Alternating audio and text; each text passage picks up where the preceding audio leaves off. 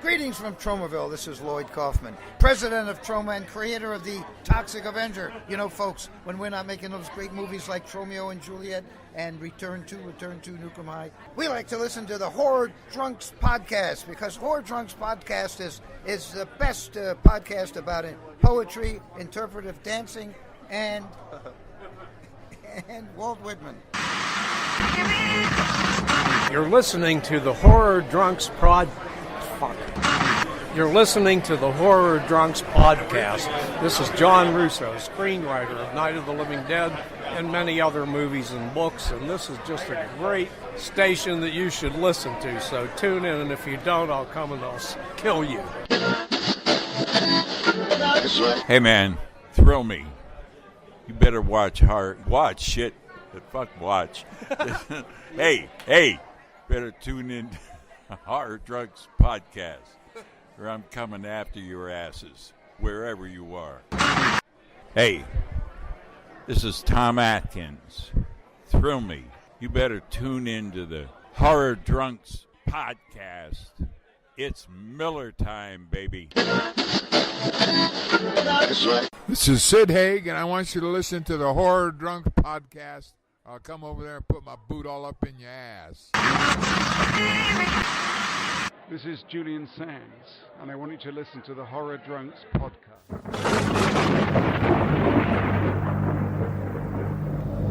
There'll be food and drink and ghosts, and perhaps even a few murders. You're all invited.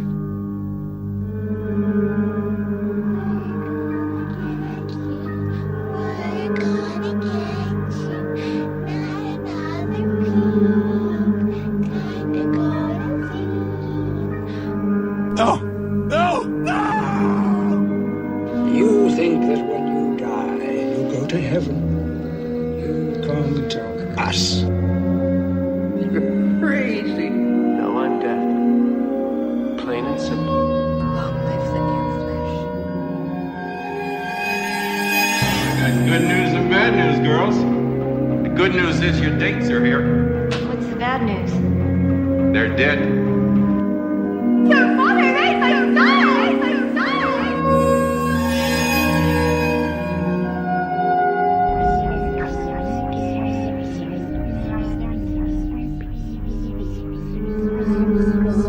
Why do you eat people? Not people. Brains. Why? Pain.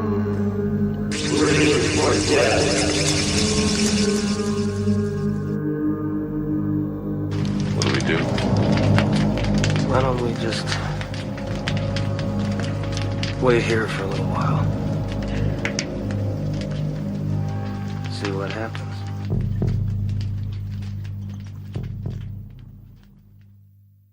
This is the horror. Dude, a burp? Really? I had something, but he ruined it. Oh. Well, anyways, thanks again, Randall. Setting the fucking bar really low.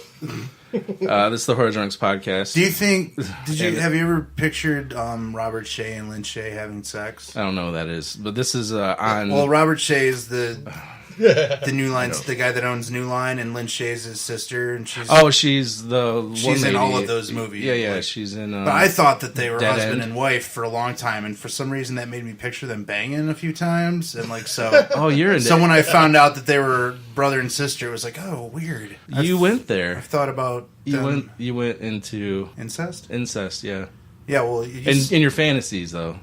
Not intentionally. I didn't know they were brother and sister at the time. It's kind of like the same thing if you're masturbating to porn, you find out that chick's dead. She's been dead for years. You're like, oh no. But like whenever I pictured him having sex, it was always Robert Shea from Freddy's Dead as the weird like ticket taker guy, and Lynn Shay. And this is a John Carpenter director's spotlight. We're gonna run through his entire filmography and then review 3 movies. Three movies. They are. What are they? We're doing. We don't have doing Prince of Darkness, and we're doing Body Bags, and we're doing Body Bags. We're doing About the Badness. Oh my God, we're off to a great start today. I think it's going. It's entertaining for you because you're fucking ruining everything.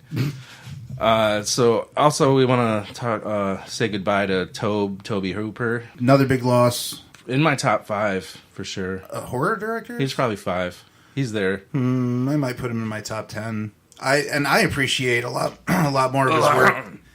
A lot more of his work than a lot of people do. Like you like The Mangler? Yeah, I like The Mangler. Yes, I like Spontaneous Combustion. I like a lot of his movies. I love Spontaneous Combustion. A lot of the movies that most people knock. Life Force, unfortunately, Poltergeist wasn't him, I guess. But still, he's still credited for it, so I count it. Yeah, you got misinformation from that kid actor. He lied to you. Invaders from Mars is pretty overlooked. Yeah, I love that one too. It really gets overshadowed by like The Thing and The Blob and The Fly and Cat People and the other big remakes of the era, but it's a lot of fun. I mean, it gets rightfully overshadowed by those 4 movies because they are all considerably better, but it is a lot of fun and not enough attention. And Life Force. And Life Force. And Funhouse. Funhouse. That just cements it for me. Eaten Alive. Eaten Alive is... A lot of people knock Eaten Alive, and it's not like... I mean, it's not Blood and Thunder, but it's gross and grimy, and all the characters are fucking horrible. Yeah. It's really entertaining. You get to see Robert Englund as a young lad, kind of. A young buck. Still looks 40 years old, but... What'd you say? It's that young buck who likes to fuck. Why would you bring that up? Because that's his line in the movie. Oh, is it? In Eaten Alive? Yeah, that's where Tarantino got that line. Oh, I don't remember any stuff like that. But. He says it to Marilyn Burns from Texas Chainsaw Massacre before he tries to put it in her butt or something, I think. Oh, nice. I have to rewatch that part. Just that scene. That just kind of... What was... We were talking about Tobe Hooper movies. Yeah, he hit an abrupt wall with... We can always... After The Mangler and make something into butt fucking, always. Never really did anything good again after that. Yeah, even his Masters of Horror, which, most directors had really good ones, his were not that great. No. Whatever, because he made Texas Chainsaw Massacre. Yeah. And that's, one of my top 10 films. Yeah, me too. Yeah, me too. So, rest in peace, Tobe Hooper. Yes, rest in peace, sir.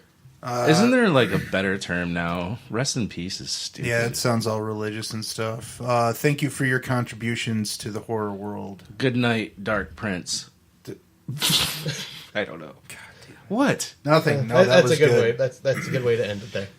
Yeah. So, what have you been watching, Scott? I watched a couple John Carpenter films, but I'll talk about those when we get to them. Then I ended up watching Adam Wingard's Death Note. Oh, God. How was that? Everybody's been saying it's terrible. I would give it about a 6. That's not very good. No.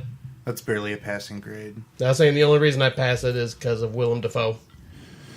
But the main character in that was they just kind of superimpose dumb. his face and just exaggerate it. Yeah, pretty much. On the monster. Kind of looks like him a little bit. Yeah, it kind of does, actually. Yeah, they keep him in the shadows a lot, which is really good. I watched the anime long ago, and I liked it. You know me, I'm not a big fan of animes. Watching this one, it was kind of just not as good. There's no way it could have done what the anime did. Then I ended up watching Guardians of the Galaxy 2. How was that? That was really good. I liked it. A lot of fun. Kurt Russell. Yep. Mm-hmm. Big part in that, too. Oh, actually, that's it. Good. You, Randy? I watched a bunch of new stuff. I've been trying to catch up on shit that I had been behind on, so I watched, the Belko Experiment. What'd you think of it? It was fun.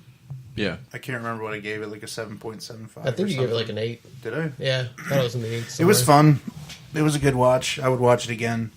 I watched The Cure for Wellness. I thought that was really good. It was good. Yeah. I'm glad to hear that I'm not the only one. The lead actor was fairly weak, and it was really predictable, but that didn't stop it from being really awesome atmosphere and great sets. And it's the whole mad scientist storyline is a not often enough used plot device these days. I've always been a sucker for mad scientist type movies. So shit, what the fuck else did you watched The Void too, didn't you? Yeah, I watched The Void finally. I like that a lot. I'm trying to remember some of the other ones I seen you post about. I think Autopsy of Jane Doe was one. Yeah, I rewatched that. I liked it even more this time. That's a pretty good film. Lots of that little bell alone is just creepy. So, when you can accomplish something with something that little, that's pretty cool. The grim ending, no one survives. Right, yeah, that's always... I don't know if that's a spoiler. Whatever. Spoiler. Yeah, that's done by the guy that did Troll Hunter, too. So Cool. So that guy's building himself a nice little filmography. Rewatched Psycho 2, great movie. There you go. Huh? I said there you go. Oh. I rewatched this film called The Innocents. So are you watching a lot of these to show your girlfriend? Correct. Good. So she had to like the ones you just named off. Yeah. I rewatched the movie called The Innocents. It's an old black and white ghost story from 1961, I think. It's really influential. Lots of extremely creepy visual stuff. Very cool film. Highly recommended for ghost story enthusiasts. I've been rewatching Hannibal. That show's awesome. Yeah, you said that last time. You ain't finished it yet. No, not just started the 3rd season, so I'll be done with that pretty quick here. I'm totally brain farting on other stuff that I watched. I don't know, whatever. What have you been watching? I went to the movies a bunch of times. I went and saw Annabelle. I gotta say, only 9 eye rolls. It was a lot. It was bad as I thought it'd be. And it was done by the director of Lights Out, too, so I don't expect much. Yeah, I wanted to leave, but I was like, dude, I have like all this popcorn left, and I don't want to just carry it out. Right. And look like I'm going home to feed my family popcorn or something. I didn't like it. Then I saw, damn it, something Wind. Jeremy Renner's new movie. Forgot what it's called. I have no idea. Oh, it was a great story. It felt like Fargo, but every time he was on camera, I just hate him. I don't like that guy. He's like him and Jason Bateman are my most hated on-screen guys. Jason Bateman? Well, his comedic roles, he's never funny, and he just kind of, I don't know, he just takes away from the comedy for me. But like in Ozark, that new fucking show, it is. Episode 1 might be the best episode 1 of any show I've ever seen in my life. Is he in that? Yeah, he directed it and wrote it and produced it, and he's starring in it. Like Arrested Development, Jason Bateman? Hold on. Can you just stay still, little kid? I was trying to move my arm. Yeah, yeah, that dude. Huh. I guess I didn't know that was his baby. Yeah, it's fucking dark, dude. I keep reading really good things about it. Like really fucked up. Drawing comparisons to Breaking Bad, and that it's about like... Yeah, it's like a Breaking Bad type of thing. Yeah. He just launders money. Oh, okay. And he works for this really bad guy. And I don't want to give up too much more of the first episode, but if you watch that first episode and you feel nothing and don't want to watch episode 2, then you're dead inside. Like, seriously. I've been thinking about episode 2 the last 2 days. I watched a bunch of other stuff too. Hey, didn't you go and see Detroit? Oh, I saw it. That was a while ago. Oh, was it? Yeah. Oh, okay. Yeah, it's not a horror movie. So. Well, no, I don't think what the last one he was talking about either. I'm editing all this out. No, you're not. I can't remember anything else. Yeah, I don't remember what I was watching. Go ahead with the plug, Scott. All right. Randy? First, we have to plug Juan Gutierrez, who designed our awesome logo, the t-shirt I'm wearing right now, which you can't see because this is a podcast. Good job, Randy. We're going to be giving away more shirts soon, yes? Yep. Yeah, I tried, but no one fucking made a comment. Don't laugh that loud into the mic. Don't say things that make me laugh that loud. It's like you're laughing at me. I didn't even know you shared it off the... or posted something off to share it. All they had to do was answer a trivia question, so I'll figure out a different way. No one wants to like do homework to win something. So if you'd like a t-shirt, comment the letter H for Horror Drunks. Someone's gonna get it wrong too. Is that a Z? But yeah, you can check us out on Facebook at the Horror Drunks Podcast. We have a Facebook group at the Horror Drunks Podcast group. We're on Twitter at the Horror Drunks. We have an Instagram as well at the Horror Drunks Podcast. Send us an email at askthehorrordrunks@gmail.com. And I'm also still doing that contest that may or may not ever get done. We need 10 reviews on iTunes. And I think we're at 2 right now. Give it up. Who cares? I told you no one wants to review anything. Oh, I know, but like if it ever gets there, I have that promise out there. I'll give away shit. You need to go to Amazon.com and like find the top reviewers and have them become a fan so they'll fucking review it because that's all they have in their fucking shallow, empty life. Then we'll just have a bunch of negative reviews. Good. At least there'll be reviews. Yeah. I don't know if that's our thing. We need 10. All publicity is good publicity. Hey, maybe drop it down once we get our first 3 reviews, and then we can give all that shit away tomorrow. Or we can give like a small gift or something like that, and then like whoever gets to 10, I'll give a bigger prize away. Just some incentive, people. Review. You're better at gift giving than I am? Okay, whatever. Yeah, that's totally it. Well, that's the end of the plugs. So we're going to talk about John Carpenter. We're going to run down his filmography.